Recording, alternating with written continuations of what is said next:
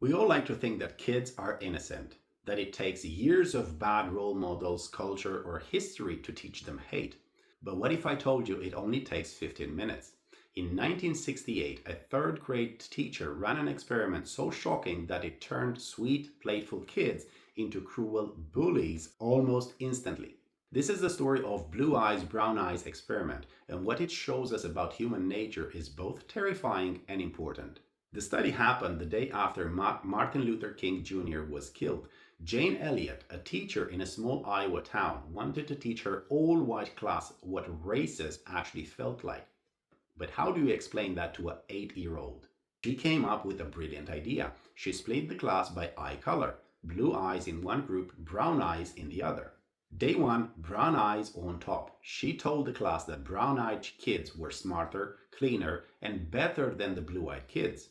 She even made up fake evidence about melanin to back it up. Then she gave the brown-eyed kids special privileges. They sat in front of the class. They got extra recess. They went first at lunch. The blue-eyed kids, they got collars put around their necks so everyone could see they were less than.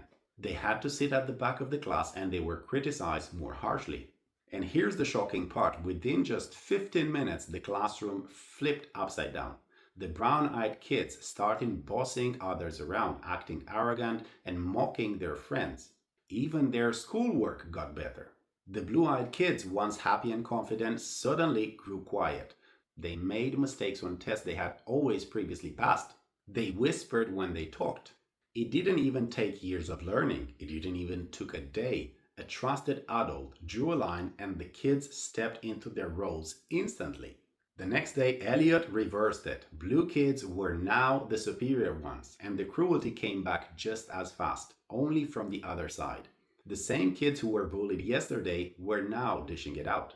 And it was not about their personality, it was about power. Whoever had it used it. This classroom experiment taught us 3 huge lessons, ones that still matter today. Number 1, labels change performance.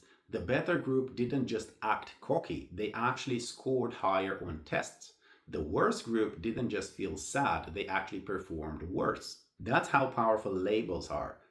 They don't just change how you feel, they change what you're capable of. Number 2, victims can turn into bullies overnight. The kids who suffered on day 1 didn't learn compassion. They didn't say, oh, now that I know how it feels, I won't do it to others. Nope.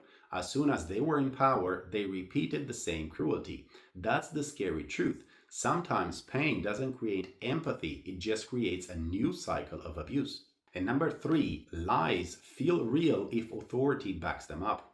The kids resisted at first. They said, but he's my friend, he's not dumb. But as soon as Elliot, an adult they trusted, gave them a fake reason, they bought into it. That's the danger. People don't need a good reason to discriminate, just an authority figure who tells them it's okay to do so. So how can we stop ourselves from falling for the same tricks? Watch for situations where people are divided into us and them for silly reasons. Skin color, gender, politics, job titles, whatever. What can we do about it? Number 1, question the reason. Don't just accept it when someone says they are not as good at this because. Ask why. What's the proof? Don't just swallow the label. If someone says you are not smart enough or you're not leadership material, pay attention to simple excuses that try to explain why one group is better. That's the seed of a lie. Don't take it as your identity. Look for your own small wins to prove it wrong. Elliot noticed that when kids had experienced both roles, they were less cruel the second time. If you've been on the bottom, use the experience to step up when you see someone else being labeled or excluded. Being the one voice that says that's not true can stop the whole system from working. The blue eyes, brown eyes experiment is unforgettable because it shows us how fragile we really are. It only took 15 minutes for the children to learn to hate, to lose confidence, and to turn on each other.